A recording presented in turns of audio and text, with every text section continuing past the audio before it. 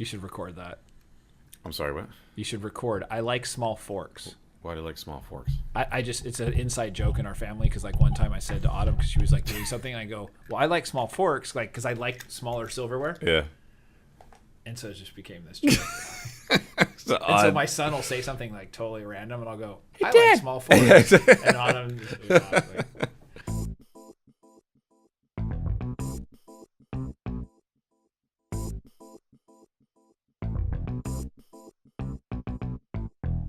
Dudes to Dads is a podcast to help men understand and navigate the transition of being a single dude into a family man. How do we make sense of it all? Well, we probably won't be able to, but let's go ahead and have some fun trying.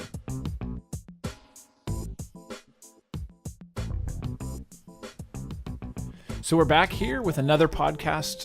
Alan, hello. Hello, how are you? I'm doing good. So for those of you who don't know us, my name's Jason Kreidman. I'm Alan Bush. And we've got this little podcast thing going called Dudes to Dads. We got a great show for you today. Let me do a little bit of rundown, Okay. Alan. Yeah. So we're going to start off with stuff to do. Dads often, hesitate or are not sure what they should be doing with their kids. Maybe sometimes they're just bored. Yeah. So I'm going to give them some ideas. Right. And that's what we call stuff to do. After stuff to do, we're going to jump into the mailbag. If you have any questions or comments, please email us at podcast@dudestodads.com. Mm-hmm. We might even read your email on the podcast. Yeah. Yeah, it'd be good. It has to be good, though. I'm not going to So we did get another, well, we actually got a couple emails, but we're going to go over one of them in the mailbag. Cool.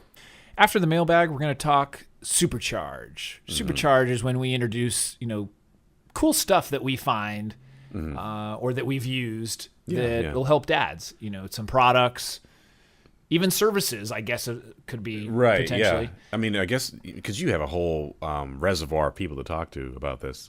Yeah. So you're probably getting a lot of feedback on Yeah. stuff, I mean, whether it's that you haven't used, whether it's the meetup or just things that I've experienced myself, just share with other people. My experience is like Pampers. Yeah, we won't be talking about butt paste today. Yeah, that was okay, the previous good. episode. Yeah, let's lay off the butt paste. And then we're going to go into Light Her Fire, and we're actually going to take a clip from the Light Her Fire audio programs. Yeah. Which these were really well-selling programs. The book itself actually was a New York Times bestseller. Yeah. And so we're going to talk about that. That's very cool. And we're going to take a little clip, and then we'll talk about it. Mm-hmm.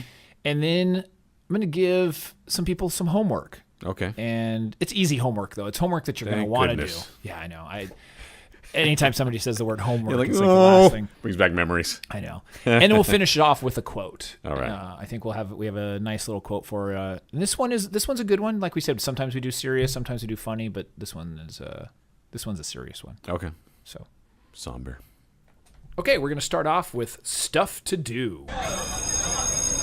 So as I said, it's always difficult to come up with new ideas. A lot of times we do the same routine and we do things over and over.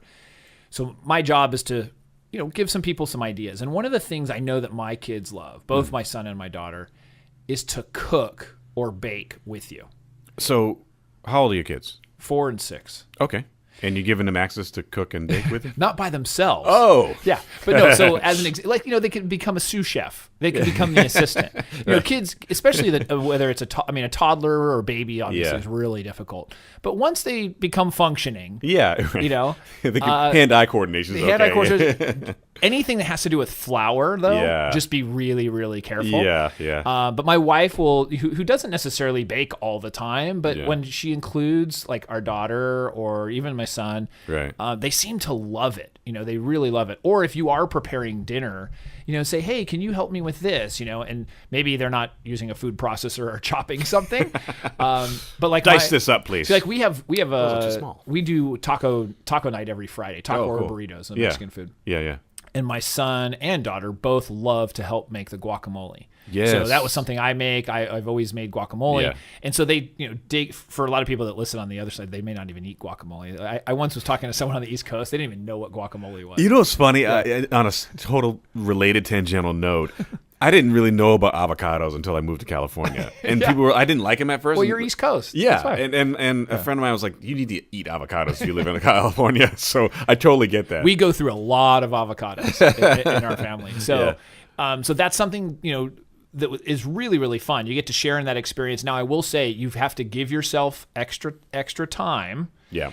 And you also have to be very, very patient because things aren't going to be done exactly the way that you want them to be done. Sure. Well, a thing like guacamole just requires you mashing it, right, for a while. Well, they actually, like, as an example, they scoop out the actual avocado and stuff, and you allow them to do some things that you might not think normally they'd be able to do, but they can. I mean, they're very capable. Yeah. You know, They'll figure it out. The kids are very capable. Of course, so that's something, obviously teaching them just to be careful with things. I mean, hey, this is hot. Don't, you don't necessarily have to police it all because they'll figure it out. Obviously, they'll only touch the stove once before they figure out it's hot. Yeah. I mean, and I don't think it shouldn't necessarily be a completely forbidden area. You're sort of making the world a dangerous place is not necessarily the objective. It's being careful with what it is that you're doing so that they understand it. And that's a different topic too altogether. But it's I can see where that could be an issue in the kitchen, especially where there are dangerous things in there. Yeah. But you know what? I've actually under supervision have let my son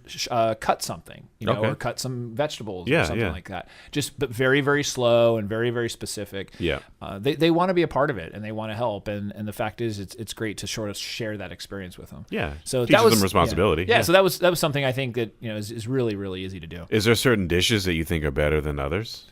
You mentioned flour, of course. You're going to bake a cake, and yeah. I mean, when it gets to a batter part, then you can be like, "Hey, stir this." Well, we make a lot of salads. The things that involve cutting is not. But even if you showing them measurements. Yeah. And of course I'm talking about younger children. Sure. As children get older, but even as they get older, it's also a learning experience. It is showing, it is measurements and temperature and things like that. And that's kind of, it's cool to learn that stuff. Yeah, so it is. They like being a part of it. Right. And usually, it's funny, we've actually seen then when they're a part of it, the dinner time goes a little better. Okay. We actually make this. We have this tastes way better. Yeah. For a future podcast, we had planned this. We're talking, or was that the last one? I don't remember. When they do help, I have found that the dinner goes much more smooth. Right. Sometimes there's some battles at dinner and everything else. Well, it tastes better. They made it. Yeah, and they'll tell everybody. Yeah. They'll tell everybody if we have guests or hey, I made guacamole. Hey, I spilled this. So that's something to do with your child. Yeah, absolutely. Cool. And now the mailbag. So we received a letter. Snail mail. No, this was actually an email. I did that before. The carrier pigeon brought us a letter. We faxed it in. We use Wells Fargo. Morse code? I can keep going if you want. So we have the mailbag today. A question from a gentleman named Luke. And if you guys do have any questions or want to email us, be sure to send us an email at podcast@dudestodads.com. Alan, you want to share this email of what we got? Sure. Yeah, no problem.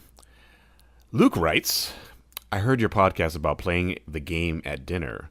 What about when you go out to eat? What do you do then? Because you can't really play a game at a restaurant. That's not necessarily true. What was the last part? You can't really play a game at a restaurant? You can't play a game at a restaurant. I mean, he said you can't really play a game at a restaurant. But,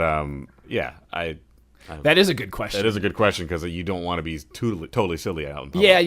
Yeah, you certainly could play a game quietly if you're just talking. But I think, in the previous episode, we had talked about going around and whether you're playing an actual board game or a card game or something like that, which is kind of rude to do that at a restaurant. But so one of the things, to maybe help them call it behave or act at a restaurant, one of the things is just making an agreement ahead of time.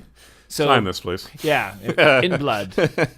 So we've done this where you talk to them beforehand, and maybe there's some rules or something, and saying, okay, we're going into this restaurant. This is what's going to happen. This is sort of kids in the probably 3 to 7 range or something like that. A lot of the stuff that I'm talking about is the stuff from my experience. Well, yeah, and it makes sense because it's morally newly formed dads. I mean, dealing with teenagers might be a whole different experience. We probably have to bring a guest on. Well, most teenagers are not going to want to come with you to dinner. Even though it's a free meal, they're not going to want to go with you to dinner. I'd rather go out with my friends. Oh, I've seen, when you go out, it's funny too, because now I'm so much more conscious of watching other families. Sure, and I've just seen, like, when you see a teenager, the disgust and they just bury themselves in a phone or something, and they just do not want to be there. Yeah. It's so funny. So with the answer with this, going back, we make an agreement ahead of time, and you actually make them repeat it or make them do it. And so you say, okay, we're going to this restaurant, how are we going to act, or what are we going to do? And they say, well, we're going to listen. We're going to, order our food. Now, it's okay to have a good time. You're not trying to, it's not a military exercise, but you do have agreements that, they're not going to be running around. They're not getting out of their chair, or they're not screaming, throwing food. Yeah, throwing food or hitting or touching their sibling, which is a common one. Yep. So that's something then they'll repeat back and say, what are the rules? They'll say, well, we need to act nice. We need to talk, no yelling. Or I don't always like saying what not to do. I like saying what we're supposed to do. Be polite. But I think that's sort of the answer that I would say. To sort of make dinner a little bit more calm. Yeah. But I think ultimately you still can play, like you could do the encouragement feast, which we talked about in a different one, which is, going around the room and saying what you love about each other. Yeah, right. That's another one. Sure. That we talked about. Or you simply could play a game or, and have some conversations to keep them engaged. That's restaurants will have stuff to color and everything else. They have that's crayons. exactly why they do it. Some restaurants you can color right on the table. Right. Like or the paper that's covering the table. So I think, I think making that agreement is something that works and at least, gives you a little bit of headway. Now, the other important element is if the agreement is broken or the kids are acting in a unfavorable way, sure, you leave. And you have to be prepared to leave. So there might be a warning. You can give a warning or two, but they have to be aware and you have to be ready that it's just not going to be tolerated. We can't go to a restaurant if you're going to act this way. Yeah, right. And literally get up and leave. And we've done it. Have you? My wife and I and my son. It was right before my daughter was born. Yeah. Or maybe she was a baby still. And we were at we were at a sushi place, and my son was acting up. And we warned him, and we said, okay, let's go. Yeah. And we both looked at each other and said, wrap it up. We'll get it to go. Wow. And he was upset because we said, well, and we weren't mad. We just said, hey, we can't be here. We can't be here if this is how we're going to act. Yeah. It's a pretty drastic thing. They told us thing. to kick you out. Yeah. The police are coming. They're going to get you. Get out of here. Yeah. I don't like instilling fear, but yeah. I think it's funny. So, Luke, hopefully that helps you out. Yeah. And like I said, if anybody else, you have any questions or feedback, or you like us, you dislike us, you want to see a certain kind of segment, what else? What other kinds of things could they email us for? Maybe suggestions for different segments or sounds or whatever you want on the show. Ooh, sounds. That's a good one. Yeah. So write us at podcast@dudestodads.com. And Dudes to Dads, DUDESTODADS. Right. .com. Right. All right. Up next, we've got Supercharge. So this is some cool stuff for Supercharge today. Okay. Dadgear.com. Oh, wow. It's actually a really popular, at least they seem pretty popular, and I've heard this over the years. Yeah. So I think they've been around for a good amount of time. But basically, they've got cool stuff for dads. Huh. So especially if you had a new baby, or, a lot of times you've got to carry the diaper bag. And then, you don't want to look. And when you have a girl, it's like, it's as flowery and as pink, and and let's be honest, it's like, okay, I'm carrying a diaper bag, so a lot of people just don't care. Yeah. But these actually look cool. I mean, they've got all kinds of stuff for dads. Racing stripes, skulls. Yeah, racing stripes and skulls, and things that'll at least make you feel a little bit cooler. Yeah. The fact that you're this one holds my beer too. You're holding formula and diapers and all that. Right. You know, especially when you have your first child, if you're going to have more than one, you carry so much stuff and you bring everything everywhere. It just gets overwhelming. By the second child, if you have any more, it's just like maybe you bring a diaper and your wife throws it in her purse. Right. It's like, that's it. Right. If you're by yourself, you have your own backpack, maybe. Yeah. And it's like you just don't have any of the kids stuff. You're like, we yeah, exactly. I think we talked about this before, but I think the first kid gets spoiled the most. Oh, it's not even spoiled, but you just worry about it. You worry, so you over prepare everything, right? Yeah. Is that true in Absolutely. that context? Okay, great. Yeah, and they make cool stuff like there's messenger bags that are like used as diaper bags. So like a messenger bag was like a flap over it. It's almost like a briefcase style thing. Yeah. Oh, gotcha. Okay. Yeah. And so just like sport bags and all kinds of stuff. Yeah. And so they've got really cool things that So this is a website. Yeah. Dadgear.com. Yeah, dadgear.com. That's interesting. It look some of the images look like a video game. like Metal Gear or something, like, I don't know, one of the they've got whatever these kids are playing these days. Yeah, I think they came up with this idea and then they sort of expanded the product line. I think it sort of started with the idea of just being sort of gosh, there's so many woman products or products that are geared towards a woman. But sometimes dads like to be a little bit more masculine. Yeah, and that totally makes sense. It's right up the alley of the listening audience here. Yeah. Well, remember we had the stroller that came into a bike? Right. So along those lines, it's like it's just a little bit cooler. It's a little bit more masculine. Sure, and so I definitely recommend checking them out. We don't necessarily get anything from it. No. I just thought it was cool. It is a cool. It's totally organic. They have really, really cool stuff. Very cool. Yeah, I'll have to check them out. That's awesome. I'll have to check it out. It looks like some interesting stuff on that thing. Right on. All right. Next we are going into Light Her Fire. So the segment of Light Her Fire is to introduce everybody to Dr. Ellen Kreidman, which was my mother. Yeah. She did pass away a couple of years ago, but her legacy and the information that she left was incredible. And she had these programs that, as I think I had mentioned in the intro, she had not only these audio programs that are still sold today, but she also had a book. Or multiple books, but this book was a New York Times bestseller. It was very, very successful. So awesome. And so what we're going to do, I thought it would be great, is we're actually going to take a clip from the audio program, and see what kind of insight we can get from that. Right. All right. So let's hear this first clip. Whether you have a woman in your life or not, when you learn how to have the best relationship possible, you'll give your children now or someday the greatest gift of all, the opportunity to grow up in a home that is filled with love and security. Only by having a loving, romantic, fun-filled partnership can you pass the legacy on to your children. What greater gift can a parent provide? If that wasn't given to you, now's your chance to change history. You don't have to do to your kids what your parents did to you. So how right on is that the greatest gift you can give your kids is a loving relationship with your significant other? It's so spot on because, it really starts there. They're going to, and you mentioned this in a previous podcast, where the kids emulate what they see, right? Right. In a lot of cases. So if you don't have a loving relationship, they're going to imitate that towards their siblings, towards their friends, towards you. Right. And they will treat you the same way. So if you're able to be loving, that's just giving them one step in the right direction. Yeah. Well, one of the things that happens with new parents, and this is just this happens and it's very common, is you're so focused on the kids. Yeah. The kid, or the kid, whether it's the wife is breastfeeding or just feeding, and you are just trying to, you have very little sleep and you guys are just trying to get this thing done. Yeah. The focus becomes, and a lot of dads, especially new dads, will feel neglected, because the baby is what gets the attention, and there's not much, sometimes in the beginning that you can do. You have to take time for yourself, and specifically, as a couple, you've got to make that that's the primary relationship. Yeah. Some people will, and I'm not speaking for all women, but from some experience, it's like, all of a sudden when the child comes, it's like, that is the most important thing.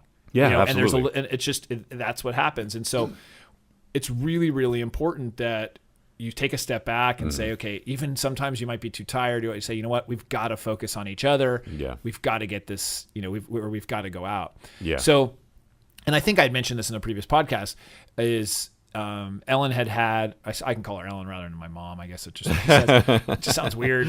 I don't call my mom Jay. No, but I said it kind of sounds weird to call her mom on this podcast. But, that's true. Yeah. So she had a date night formula, or I should say this formula, which was, going out on a date once a week, and so having a date night. Yeah. And we will talk about, sometimes people will say, well, I can't afford to go out on a date, but we'll talk about in another podcast. Yeah, we will definitely touch on that. We've had a financial person here, and there's ways of getting around that. Sure. So it's the one night a week is going on a date, one night a month doing an overnight stay. Okay. Now, that could potentially be, if you're financially strapped, it's not as good, but it's okay, where somebody else takes the baby overnight.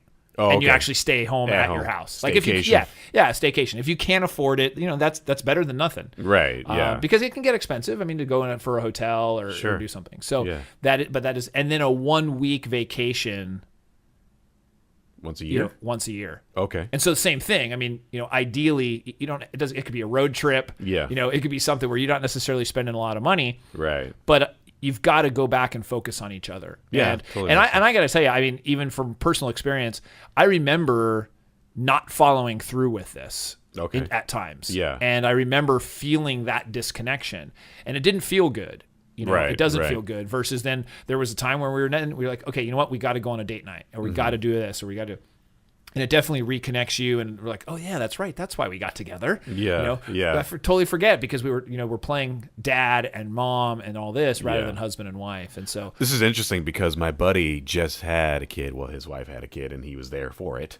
But it's you guys having a baby. Yeah, they're having a child together.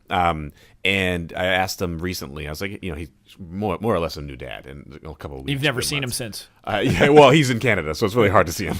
But I go, hey, how's dadhood? It's a really vague question. And he goes, it's a fair question. It's hard to answer, but he goes, it's great. But he says, I could see how if you don't have a loving relationship, almost really, really tying into this, it would be really, really extremely difficult because my wife and I get along really well, and we're able to kind of assume responsibilities. That's why it's good.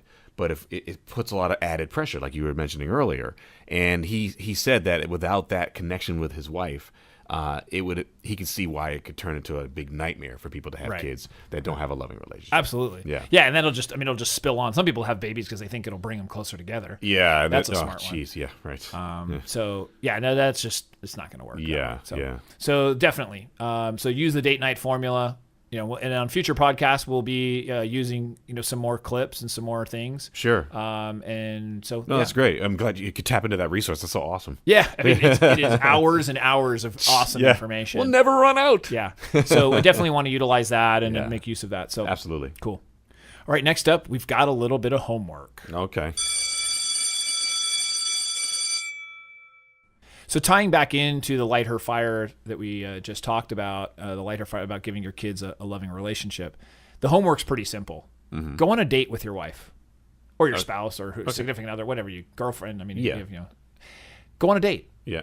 It's that simple. And a lot of people, like even, we have the meetup group and we say, well, when's the last time you actually went on a date? And they're like, well, I don't know. A real date. Yeah. Yeah.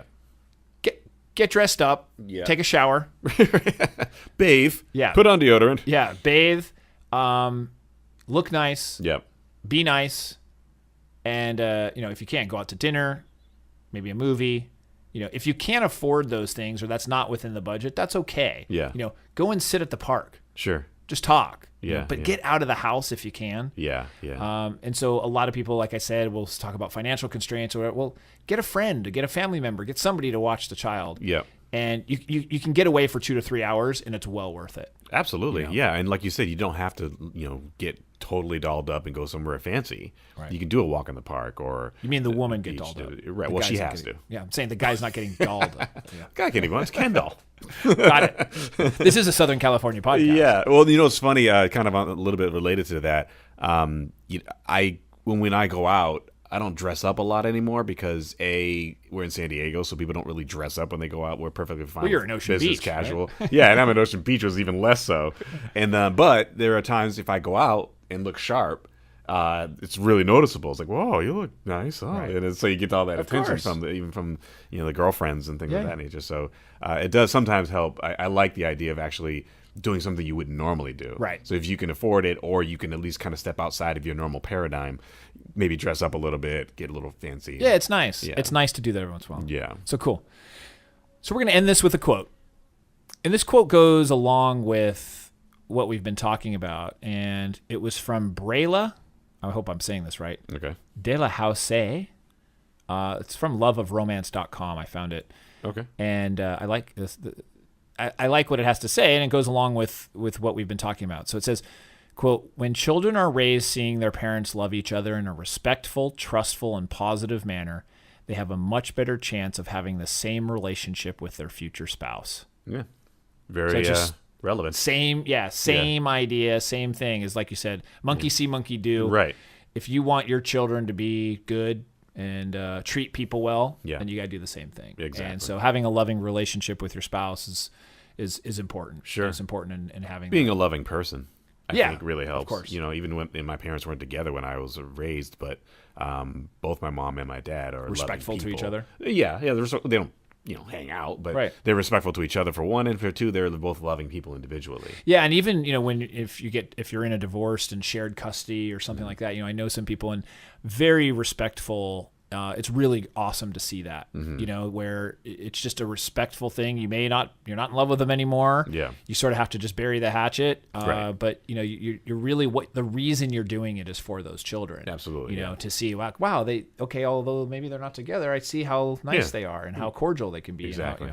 Yeah. So that's a really important thing. It is. So with that, I think that's the end. It is the end. I think we're all bust, but I think we're gonna have many, many more podcasts. We love this stuff. This is great. Once again, if you guys got any questions, comments, anything, visit podcast at dudestodads.com.